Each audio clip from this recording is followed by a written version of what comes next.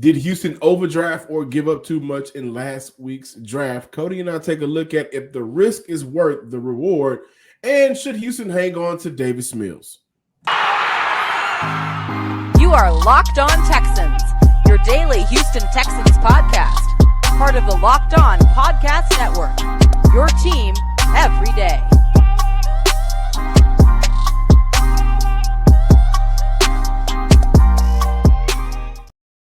Welcome, everybody, to a Thursday episode of the Locked On Texan podcast, a part of the Locked On Podcast Network, your team every day. Shout out to all of our everydayers. And if you are watching us on YouTube or listening in the car, we really appreciate all of our everydayers out there from the Himalayas. If you are new to the Locked On Texan podcast, be sure to follow us on Twitter at Locked On Texans. Subscribe to the Locked On Texan podcast on YouTube. And check us out on all of the major podcasting platforms, now including Amazon as well. I'm John, some sports guy Hickman. Of course, I'm joined by none other than credential media member and Sports Illustrated's own Cody Davis, here to discuss the fate of Davis Mills. But ultimately, did Houston give up too much in last week's draft to what many people believe was trading up for for Will Anderson, but how CJ Stroud being drafted at number 2 overall was really what stopped the Tennessee Titans from trading up to number 3. A report came out that the Tennessee Titans were attempting to trade up to the 3rd overall pick with the Arizona Cardinals for quarterback CJ Stroud, but the Houston Texans took him at 2. Once Houston picked CJ Stroud, the Tennessee Titans dropped out of the bidding for CJ Stroud, and the Houston Texans were allowed to trade up with, I think, 1 minute and 5 seconds left on the clock with the Arizona Cardinals for the number 3 overall pick, which allowed them to draft Will Anderson. Also in that draft, just to kind of give you guys a little bit of insight of what Houston was doing in terms of trading picks, Houston started out with the number 65 and 73 overall pick, both in the 3rd round. The Texans packaged 65 and 188 in the 6th round and 230 in the 7th round overall, and sent that over to the Philadelphia Eagles, which allowed them to draft Juice Scruggs with the second to the last pick in the 2nd round. Houston then packaged the number 73 overall pick along with 191 to move up to take wide receiver Tank Dell with the number 69th overall pick in the 3rd round. And, of course, this is also partnered with the trade to send the 12-33 in the 2nd round, a 1st rounder, and a 3rd rounder for 2024 to the Arizona Cardinals for the number 30 for the number 3 overall pick and number 105 pick that they used to, once again, draft Will Anderson. Cody, when you hear the conversation of the Tennessee Titans working on trading up to the number 3 overall pick to go get CJ Stroud, does it now make more sense as to why Houston went Stroud with 2 and then use that trade package to jump up to number 3 overall to go ahead and get Will Anderson?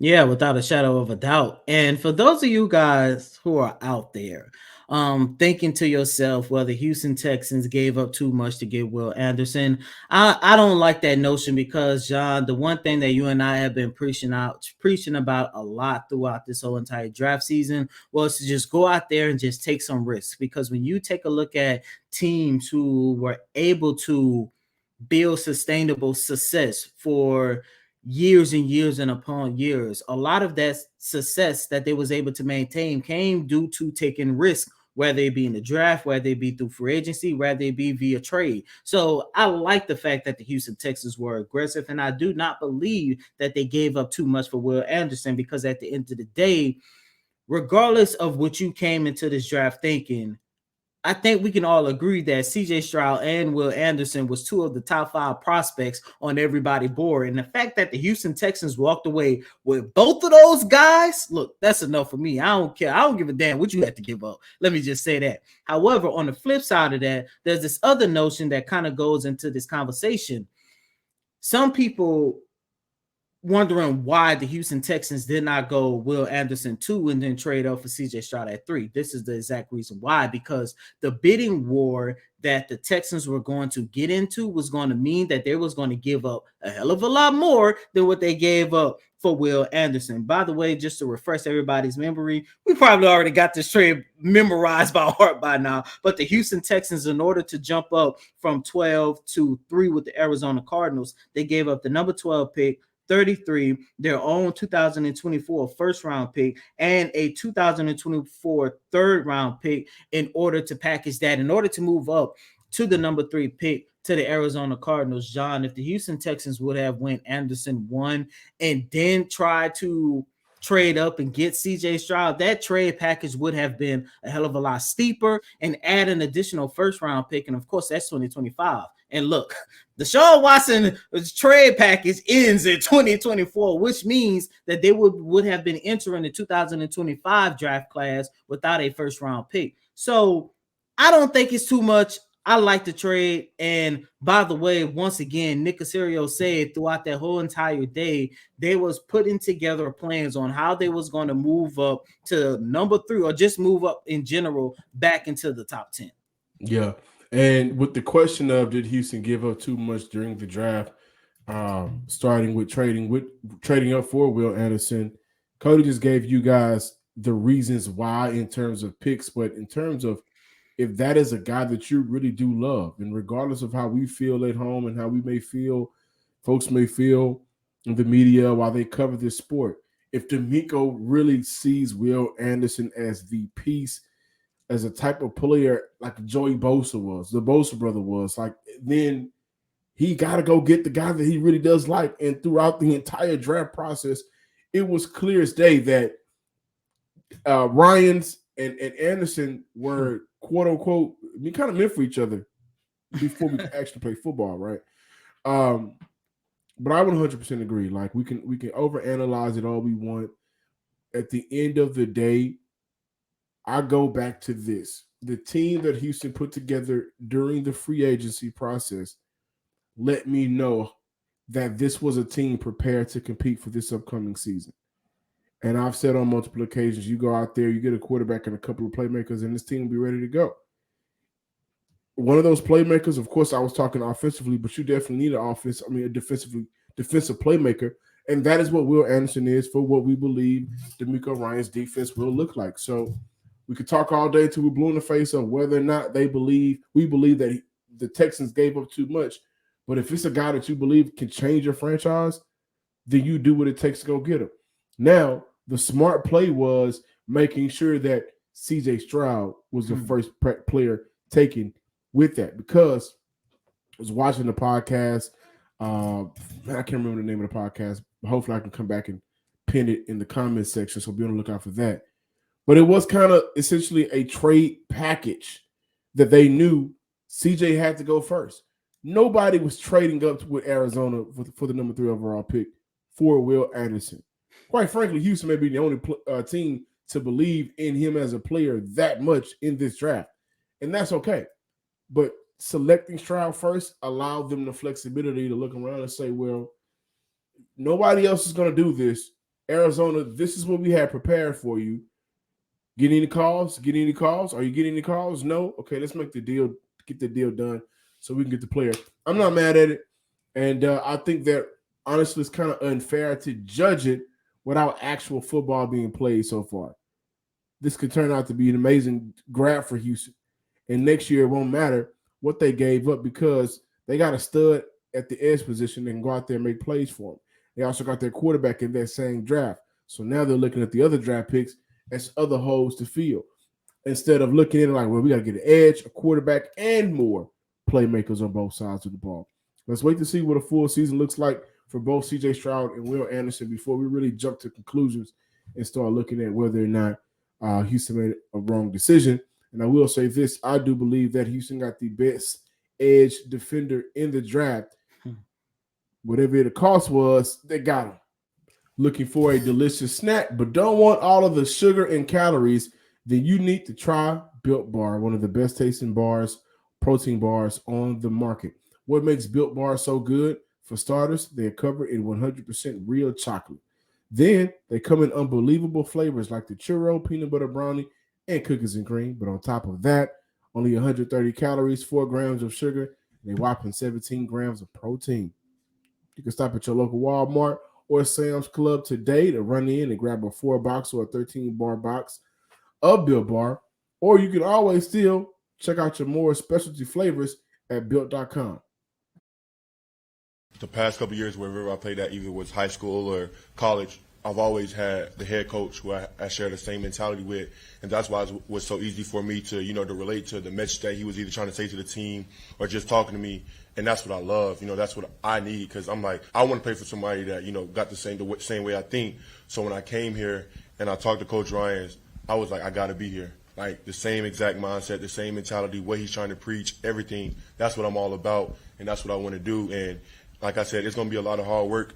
Nothing is given to me, and that's the way I like it. I want to go out there and earn it. I want to go out there and compete. And the mindset that he has and the mentality and the standard and the expectation, that's everything what I'm about. So that's why it was so easy for me to say, yeah, I want to be a Houston Texan. Like, I want to go there and play for that man right there. That's just how I was thinking about it. Welcome back in, ladies and gentlemen, to this Thursday installment of Locked On Texans. And those of you guys heard and saw, that was Will Anderson Jr. On Friday. I had an opportunity to ask him, what made him so excited to come to the city of Houston and have an opportunity to play under Coach DeMeco Ryans. And you guys heard it. So, I can't wait to see what DeMeco Ryans is going to be able to do for Will Anderson Jr. Once again, John, I agree with you. I do believe that the Houston Texans got the best edge rusher in this year's draft, and the fact that you're going to pair him with a defensive-minded coach who knows how to teach, who knows how to get the best version of his players, I think that's a perfect marriage. However, speaking of marriages, Davis Mills, John, look, this time last year, I was all aboard on the Davis Mills train. Unfortunately, that train did not go nowhere. And as you guys know, as everybody know, things did not work out for Davis Mills. They gave him an opportunity to showcase whether or not he could be the starting quarterback for the Houston Texans for the future, and he failed. It got so bad that they replaced him with Kyle Allen, and unfortunately, it just didn't work out. And that is why the Houston Texans are now sitting with CJ Stroud as their presumed starting quarterback.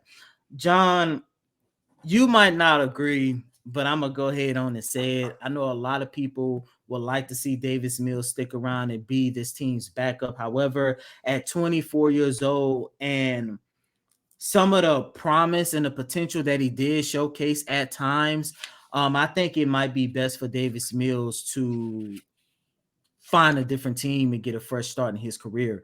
Because first and foremost, I don't think that he is going to be a career backup, because as of right now, he's only 24 years old and he's only going into his third season. And I feel like if he's in a better situation than what he had here in the city of Houston, I truly do believe that he can honestly go somewhere else and be a quality starting quarterback. And look, as of right now, guys, there's not too many teams that's on the market. However, I also think it would be in the Houston Texans' best interest to explore the trade market and see what you can get back in return for Davis Mills. Look, you're not going to get no big trade package. You could get a late round pick that, look, Nick Casario has shown over the last 3 years that he can utilize those. What do we think Davis Mills is worth? I don't know, a 6th round pick? I think Davis Mills is far more valuable to this team as a backup than the 6th round pick. And I'm going to step it out. I'm stepping out on a further limb and say nobody should trade for it. If you're a quarterback needy team, now it does make more sense for those teams to just kind of wait it out for next year's draft.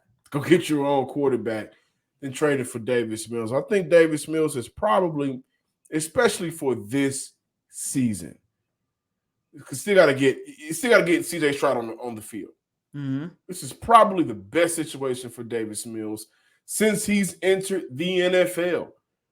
And if I'm a football franchise looking around the league, I would rather wait and kind of tank for Caleb Williams or Drake May, or even if I have a veteran, maybe see what Quinn Ewers does out of UT, or maybe the other guys before I jump on Davis Mills. I think that Houston benefits more from keeping Davis Mills on the roster than trading him for a 6th rounder that may not even make your roster in that same season. So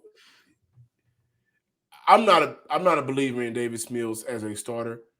I am a believer in Davis Mills as a guy that I think if all else fails, an injury happens or whatever, especially with how this roster is put together compared to the last couple of seasons, I would rather have Davis Mills trot on the field than a 6th rounder coming back in return. I'm sorry. I think moving on from him right now is just not a good idea. Well, here's my point to everything that you just said, because I thought about all of that. First and foremost, if you get a 6th round pick, that gives Nick Caserio an opportunity to be a little bit more flexible. We have seen ever since he became the general manager of the Houston Texans that he loved those late round picks that he doesn't even draft. Majority of the times he's packaging those in a package in order to move up in the draft, move down in the draft, a little bit more flexibility. And if you can get an additional 6th round pick for a guy that's basically going to rot on your bench for the next 4 to 5 years, because if CJ Stroud pan out, you're looking at a situation where you have a 24-year-old quarterback who's just going to be sitting on a bench, hardly not getting any kind of snaps. So why put your young quarterback in that type of position when you can move him on, like I mentioned, get a 6th round pick back and actually utilize that pick to move up and down in the draft in order to get the prospect that you really like. However, like I just mentioned, John, to your point about quarterback needy teams, I 100% agree with you. If you are still a quarterback needy team, it might be in your best interest to go ahead and tank for either Caleb or Drake, who's going to come in. Oh, Drake. Go ahead and Drake. in next year's draft. However, John, there are 3 teams that I'm looking at where I say, you know what, this can possibly be a better situation for Davis Mills. And not only that, they can honestly give him one of, if not the best opportunity to go out there and try to showcase that he could be a starting quarterback for the next couple of years. The number 1 team on my list that I'm looking at, and I do not believe that they are bad enough to get into that tanking mode, is the Minnesota Vikings. You're looking at a situation where he could be an understudy for at least a season under Kirk Cousins. He's 34 years old, going into his final year. And not only that, I think we can all agree that the Minnesota Vikings will probably still be good like they was this year. However, outside of, what was that, 2017, Kirk Cousins playoff career over the last couple of seasons, it hasn't been that great. You saw what he did last year. You saw what the Minnesota Vikings did last year, and they could be in the market on looking for a young quarterback that they can actually bring in, help develop, and then maybe next year you give him an opportunity to showcase that he can be your starting quarterback for the future, and they have better weapons than what he had here in the city of Houston. The second team that I'm looking at, the Los Angeles Rams. Kind of same situation. He could be an understudy for Matthew Stafford. However, I think he will have an opportunity to get on the field a little bit sooner, because last year was just a terrible year in terms of injuries for Matthew Stafford, especially with that spinal cord. He actually flirted around with the idea of retiring this year. Their quarterback room doesn't look that great. So you bring in Davis Mills, it kind of be a little bit similar to the Minnesota Vikings. The last team that I'm looking at, I'm not going to say if the Texans were to trade him, he will be an opportunity to compete for a starting job. But I think the closest team that can give him that opportunity is the Tampa Bay Buccaneers. And the Bucs general manager already came out and said that they would like to add at least one more quarterback to their room before training camp. And as of right now, they have Kyle Trask and Baker Mayfield. As of right now, Baker Mayfield is the presumed starter. Unfortunately, John, you posed a question on yesterday. What guy came into the league that you thought was about to take over? We was in college. I was screaming Baker Mayfield. What was that, about 6-7 years ago? You kept telling me, you should have known back then, I don't listen. You kept telling me, don't really know about Baker. I'm like, the man probably going to be a top 10 quarterback in the next 3 years. I thought Baker was going to be the guy. Well, there you go. Well, anyway it goes, he's the perfect example of the question that you pose on Twitter and on this show. But at the end of the day, I think that Davis Mills can actually have his best opportunity in terms of competing for a starting job if he goes to Tampa Bay. But once again, man, at 24 years old, I think it would be in the Texans and Davis Mills' best interest if they depart this offseason. Like I mentioned, I could see them getting a late round pick that you can package and utilize that in hopes of moving up and down in next year's draft or the draft after that or whatever the case might be. And for Davis Mills, I would rather see him go to an opportunity where he can actually have a chance versus being here in the city of Houston, unless CJ Stroud doesn't live up to expectation or worst case scenario, get hurt.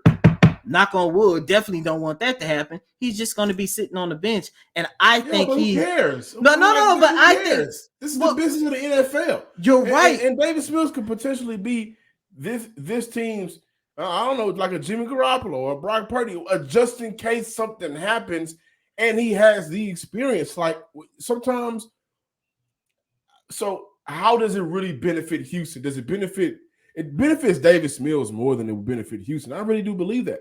And who cares if he's not a starter anymore or But that's the thing. You keep saying, how does it benefit Houston? Wouldn't you want to just go ahead and get a late round pick that you can utilize for something different other than just having a guy sitting on your bench? That you can pay anybody for that. Sometimes the late round picks isn't worth it, in my opinion. But once again, this is Nick Caserio we're talking about, and he's always packaging, willing and dealing. Like he made 8 trades this past draft. Majority of the packages came from late round picks. I understand that, but I truly believe that it makes more sense for Houston to have security at that position in year one.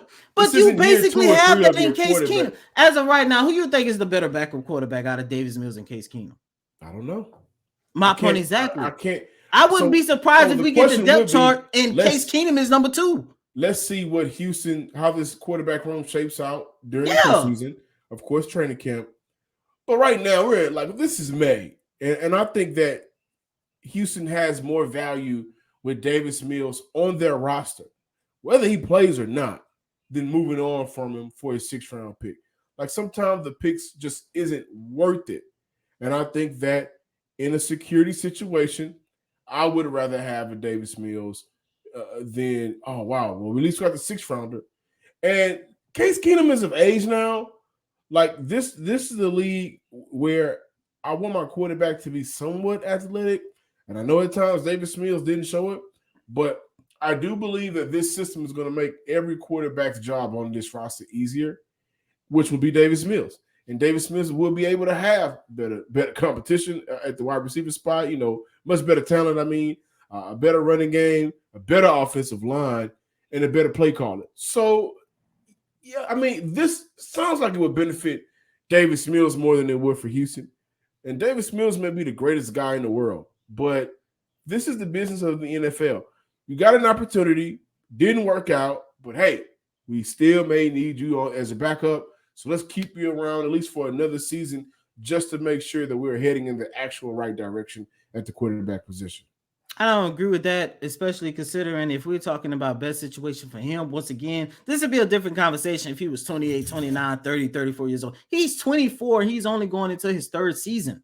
That's all I'm saying. Like, I just think it'll be it's damn showing Davis Mills' best situation to just go on and get a fresh start somewhere else. And like I say, for the Houston Texans, look, regardless how you feel about it, if you get a 6th round pick or whatever, package that, do whatever you want with it, and who knows what you can get out of that. But who knows, man? Davis Mills had an opportunity. Unfortunately, it didn't work out. Welcome back in, Locked On Texan listeners and viewers out there in our YouTube world. Before we close out today's show, really quick, Cody, if there was anything you would change from last season, what would it be? Anything? Anything. Bradley Cook's giving up on the team. Oh, wow. So simple. And from a reporter standpoint, you were around the team at that time, or you've been around the team for the last couple of seasons, but you had an opportunity to talk to Brandon Cooks when things were good, when things were souring, and when things got really bad. That impact, like not only to the team, but to everybody around that building, how crucial and critical was it? He was the number 1 leader in the locker room. There's a reason why he had that C on his chest. I think it was him, Davis Mills, and I believe Christian Kersey. Those was the 3 captains in the locker room. Look, like I say, they gave Davis Mills an opportunity. Even as a captain, he didn't live up to expectations, but I don't think people truly understand how valuable and critical Brandon Cooks was for this organization, especially at that time. Because he was a member of the Houston Texans when things really started to fall apart. Like his first season was Deshaun Watson's last year, where they went 4-12. The following year, he had David Culley as his head coach. They go 4-12. The year after that, it's Lovie Smith. You go, what was it, 3-13-1 or whatever that weird record was. Like, and he was, if not the best player, depending on where you want to rank Laramie Tunsil, the second best player. And leading up to the foolishness and the failures and the lies, or however he wanted to put it, at the trade deadline, he came out and gave it his all, regardless of what was going on for this organization. He did everything that he could to try to make everything better, both on the field and off the field for this organization. And once again, guys, I really like Brandon Cooks. I liked him, always did like him as a player. Like I mentioned several times, might be one of the most underrated players over the last decade when you take a look at his production on the field. I hate how his tenure here with the city of Houston ended. I'm not going to lie, I still wish at times that he was still part of this team, because you take a look at what Nick Caserio and D'Amico Ryans has been able to do in terms of adding more depth to the wide receiving core, in terms of adding, okay, now you have a real promising quarterback. I think he would have been able to make this team a little bit more better than what we are expecting him to be in 2023. He was your number one wide receiver, your number one leader, your number one guy in general, the face of a franchise when they really needed a face. And, once again, man, if I could change one thing, it would be how things played out with Brandon Cooks. All right. Locked On Texan listeners, you guys drop in the comments the one or two things you wish would have changed from last season. What about you? The tie? No, you know what? Honestly, the amount of times I had to sit and watch Rex Burkhead carry the ball, I can't get that back. My eyes are tainted for the amount of carries that I saw Rex Burkhead get. And to take it a step further, the amount of carries that I saw Rex Burkhead get in close games. Like Houston didn't always get blew out last season. Some of those games were very winnable. And then those games, Rex Burkhead was getting a carry on 3rd and short. They end up losing 3 yards in the process. Thank you guys for checking out today's episode of the Locked On Texans podcast. Be sure to follow us on Twitter at Locked On Texans, and always give us a subscription. Subscribe. Y'all know, get on YouTube, subscribe, like, and comment, and follow me on Twitter at John_Hickman12. And as always, I'm your host, Cody M. Davis. Please remember to follow me on Twitter at CodyDavis_24. Once again, that's Cody, COTYDAVIS_24. Really quick, the last thing I would love to change about last season, Dameon Pierce does not get hurt the final 4 games of the season, only because he was hurt that he did not have an opportunity to rush for 1,000 yards in his rookie season. So close, too. That I think he finished with like 970 or 950, whatever. He was literally right there, and he was hurt about that. And I was hurt for him. But, hopefully he'll get healthy. He'll have an opportunity to rush for 1,000 yards next year, and hopefully several years down the line in a Houston Texans jersey. But until next time, ladies and gentlemen, peace.